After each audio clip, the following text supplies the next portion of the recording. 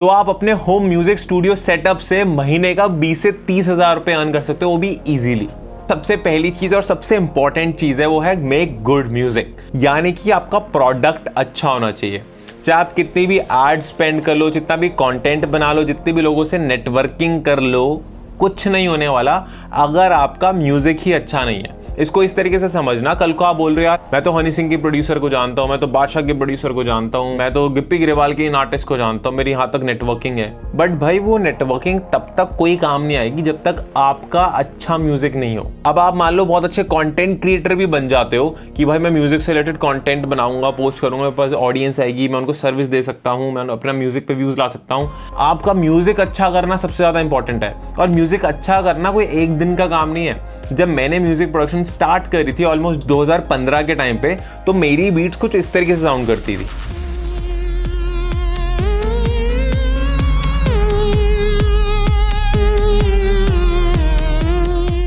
उसके बाद जब मैं कॉलेज में आया तो मैंने ऑलमोस्ट 4-5 साल काम कर लिया था म्यूजिक पर, तब जाकर भी मेरी क्वालिटी ऐसी साउंड करती थी। बट इवेंचुअली मैंने जब और आर्टिस्ट के साथ कॉलेज में 3 साल घिस के काम करा, और मैंने डिग्री भी कर रहा था, प्रोडक्शन भी सीख रहा था और डीप में जाके, तो अगेन मेरी क्वालिटी और ज्यादा बढ़ती गई और मैं कुछ इस टाइप का म्यूजिक बनाने लग गया था। गरम है मिजाज मेरा, गरम है मगज मेरा, गरम ये कलम मेरा, कलम ही धर्म मेरा, जन्म से हिसाब मेरा गरम है। तो मेरे को भी अपना म्यूजिक को सुधारने के लिए टाइम लगा है। ये नहीं था कि 2015 या 16 में मैंने सोचा कि भाई चलो अच्छा म्यूजिक बनाते हैं और उसको फिर मोनेटाइज करते हैं, ऐसा नहीं हुआ। मैंने भी कई साल दिए हैं। तो आप भी पेशेंटली सबसे पहले फोकस करो कि आपका म्यूजिक अच्छा हो। चाहे पैसा आज नहीं तो कल कमा लोगे, बट अभी से स्टार्टिंग में पैसे के पीछे भागना तब तक शुरू मत करना जब तक आपके पास वैल्यू ना हो देने के लिए। एक बार आपका अच्छा म्यूजिक रेडी हो गया, लोग आपके बीट्स मांग रहे हैं, खुद से नेचुरली आपको डीएम कर रहे हैं कि भाई हमें बीट भेज दो, या फिर हमारे लिए मिक्स मास्टरिंग कर दो, या हमारे लिए गिटार या फ्लूट कुछ भी प्ले कर दो, कोई वैल्यू दे दो, तो बात आती है कंटेंट को क्रिएट करने की। अब कंटेंट क्रिएशन करनी का है। सबसे पहले तो आपको जब भी कंटेंट बनाना है तो मैं रिकमेंड करूंगा यूट्यूब शॉर्ट्स या इंस्टाग्राम रील पर कंटेंट बनाओ, क्योंकि शॉर्ट फॉर्म कंटेंट को क्रिएट करना एक ऐसे बंदे के लिए जो कि इस फील्ड में नया है आसान होता है। कंटेंट को क्रिएट करने के लिए ज्यादा मत्थाबाजी करनी ही नहीं होती। आपको बस ये सोचना है कि आप किसके लिए कंटेंट बना रहे हो। यानी कि लेट्स से आप एक म्यूजिक प्रोड्यूसर हो, बड़ा म्यूजिक प्रोड्यूसर तो हो, बड़ा पंजाबी में बोलते हो, पंजाबी गानों पे डिकंस्ट्रक्शंस देते हो, या फिर पंजाबी गानों की बीट्स बनाकर दिखाते हो वोकल्स के ऊपर, तो नेचुरल सी बात है कि आपके पास एक पंजाबी ऑडियंस ही अट्रैक्ट होगी। मैं ऐसा नहीं कह रहा कि लोग दिल्ली से नहीं सुनेंगे आपको, लोग मुंबई से नहीं सुनेंगे आपको, सुनेंगे आपको लोग हर जगह से, बट आपके दिमाग में कस्टमर पर्सोना बना लिया आपने कि मैं इस कस्टमर से बात कर रहा हूँ, एंड उसमें और भी डिफरेंट लोग आएंगे भाई आपके पास, क्योंकि पंजाबी म्यूजिक अगेन काफी ज्यादा पॉपुलर है। Same goes with hip hop producer. अगर आप हिप हॉप बीट्स डाल रहे हो, उसकी डीकंस्ट्रक्शंस कर रहे हो, या फिर किसी हिंदी रैप के नीचे बीट्स बना रहे हो, तो ऐसा नहीं है कि आपको कोई मराठी बंदा रीच आउट नहीं कर सकता, कोई पंजाबी बंदा रीच आउट नहीं कर सकता, बट आप स्पेसिफिकली कस्टमर पर्सोना के लिए काम कर रहे हो। पहले ये दिमाग में रखो कि एज अ प्रोड्यूसर आप किस जनता के लिए म्यूजिक को बनाना चाहते हो, या फिर अगर आप एक सिंगर या आर्टिस्ट भी हो तो आप किस ऑडियंस के लिए म्यूजिक बना रहे हो, और उस कंटेंट के अंदर वो एक्सप्रेशन, वो लैंग्वेज, उस तरीके की बातें होनी चाहिए। अब लेट्स से जब मैं इंस्टाग्राम पे कंटेंट बनाता हूँ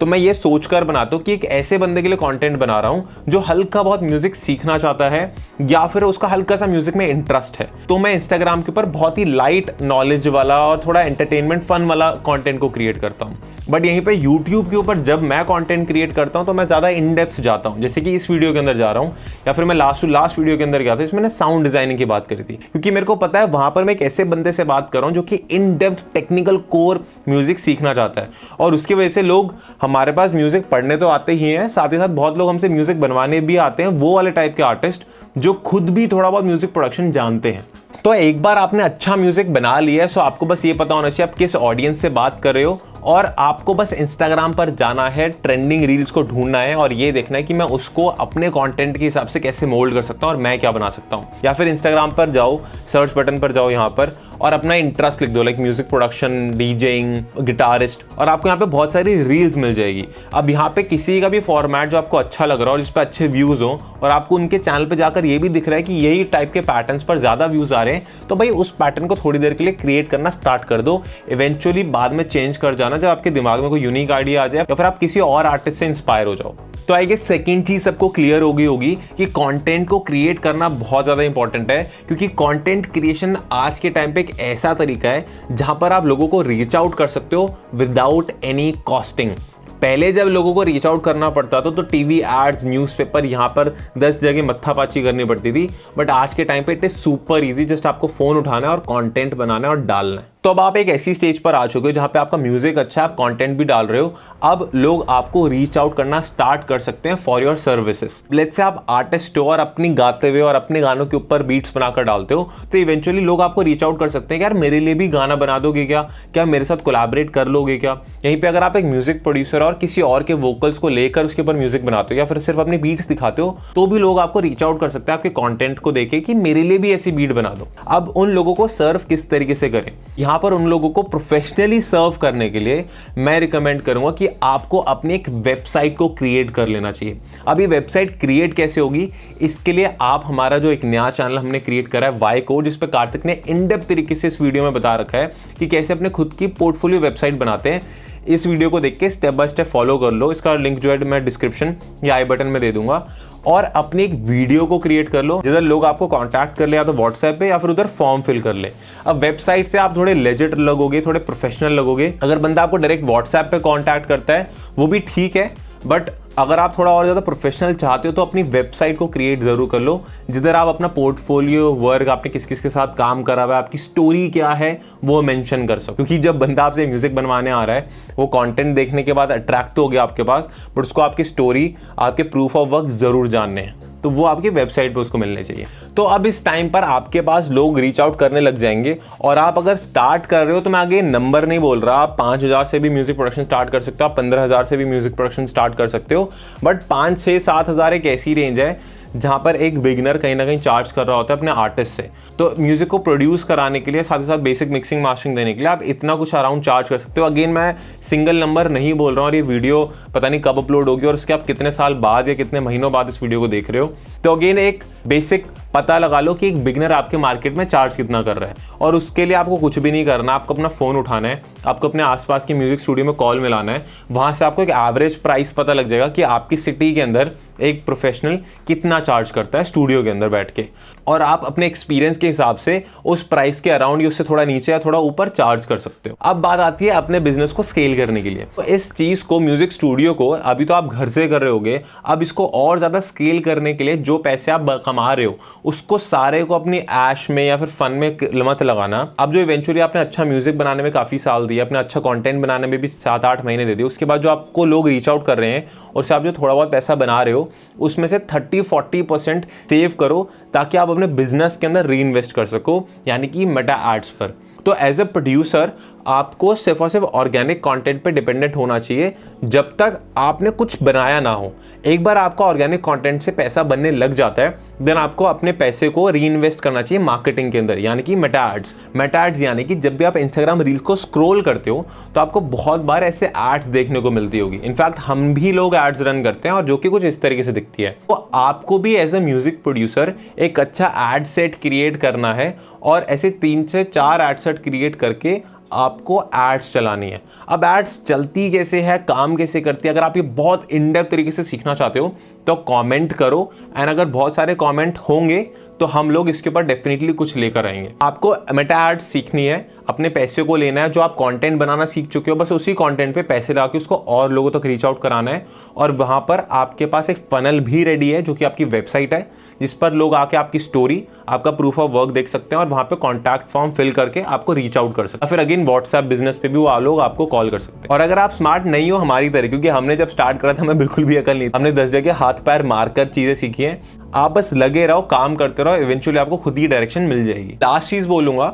जो कि काफी सारे लोगों को शायद समझ नहीं आएगी, बट इवेंचुअली जब आपका पैसा बनने लग जाएगा इस चीजों से तब प्रॉब्लम आएगी, वो है स्केलेबिलिटी। तो म्यूजिक प्रोडक्शन एक ऐसे टाइप का बिजनेस होता है जो सर्विस बेस्ड बिजनेस के अंदर आता है, एंड अभी इंडिया के अंदर मोस्टली म्यूजिक प्रोड्यूसर्स को जो लाइक किसी के लिए फ्रीलांसिंग वर्क करते हैं उनको इतनी ज़्यादा रॉयल्टीज़ नहीं दी जाती, और इंडिया के अंदर सिर्फ और सिर्फ म्यूजिक से इतनी रॉयल्टीज़ बनती भी नहीं है। तो एक प्रोड्यूसर क्या करता है, अपने टाइम को सेल करता है, बहुत सारा क्लाइंट वर्क करता है। ये सब आपको पता होगा कि एक बंदा है मेरे से म्यूजिक बनाने, तो मैं उसे 7-8-10 हज़ार चार्ज कर रहा हूँ, रॉयल्टी तो ले ही रहा हूँ बट अपफ्रंट मनी भी ले रहा हूँ। बहुत लेबल भी जो प्रोड्यूसर्स को कांटेक्ट करते हैं तो वो एक अपफ्रंट मनी बेसिस पर ही काम करना प्रेफर करते हैं, रॉयल्टीज़ में बहुत कम लोग ही जाते हैं। तो अगर रॉयल्टीज़ में कोई आर्टिस्ट लेवल आपको अपॉर्चुनिटी दे रहा है कि रॉयल्टीज़ पर काम करते हैं और आपको लगता है कि उस गाने से काफ़ी पैसा बन सकता है, then it is a good deal. But काफ़ी सारे प्रोड्यूसर्स यहाँ पे इवेंचुअली स्टार्टिंग में फ्रीलांसिंग वर्क ही कर रहे होंगे कि जो आपको 5-7-10 हज़ार रुपये दिए जा रहे हैं एक म्यूजिक को क्रिएट करने के लिए, और आप वो ले रहे हो, बना रहे हो। यहाँ पर आपको सिस्टम्स बनाने बहुत ज़्यादा ज़रूरी है।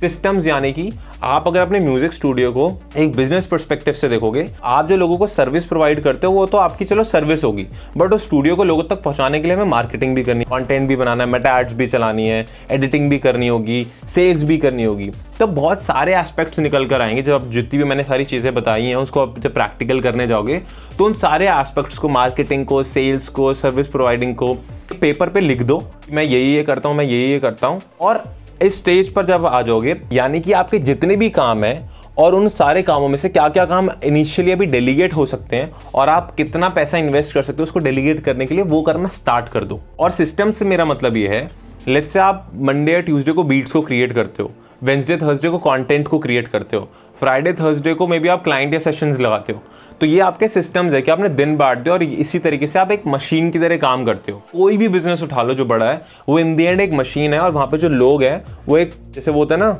गियर बोलते हैं, गियर बॉक्स, ये घूमता तो ये घूमता, ये घूमता तो अगला घूमता, गाड़ी चल पड़ती है। हर एक बिजनेस एक ऐसे लोगों से जुड़ा होता है जो कि वो ऐसे गियर बॉक्स घुमाता है और गाड़ी आगे चलती है, बिजनेस की भी। तो आपको अपने काम को एक बिजनेस पर्सपेक्टिव से देखना है, उसमें टीम हायर करनी है और वो हर एक काम को एक बंदे को डेलीगेट कर देना कि भाई ये तेरा काम है, तू इतनी देर में कर दे, इसके लिए तेरे को इतना अमाउंट दिया जाएगा, साथ ही साथ मेरे को ये डिलीवरीज है इतने तक दे दियो। तो वो एक सिस्टम की तरह काम चलता रहेगा। इसको अगर आप अचीव कर लोगे तो आप धीरे धीरे स्केल करने लग जाओगे, यानी कि जो आप 25 या 30 हज़ार सोच रहे हो वो आपका 70-80 1 लाख बनने लग जाएगा इवेंचुअली आपके म्यूजिक स्टूडियो से। और तब एक अलग प्रॉब्लम आएगी, उस प्रॉब्लम के बारे में हम कभी और डिस्कशन करेंगे। तो आई गेस आपको इस वीडियो से कुछ ना कुछ सीखने को मिला होगा। अगर आप इन डेप्थ तरीके से म्यूजिक को प्रोड्यूस कैसे करते हैं, वोकल को रिकॉर्ड कैसे करते हैं, मेलोडाइन और हैवी प्रोसेसिंग, सारा कुछ टेक्निकल मामला इन डेप्थ सीखना चाहते हो, तो आप चेकआउट कर सकते हो हमारा vocal processing course in bundle with 50 days of music production course, जिसका डिस्क्रिप्शन में लिंक दिया हुआ है। और अगर आप कूपन कोड यूज करते हो बेसिला YT,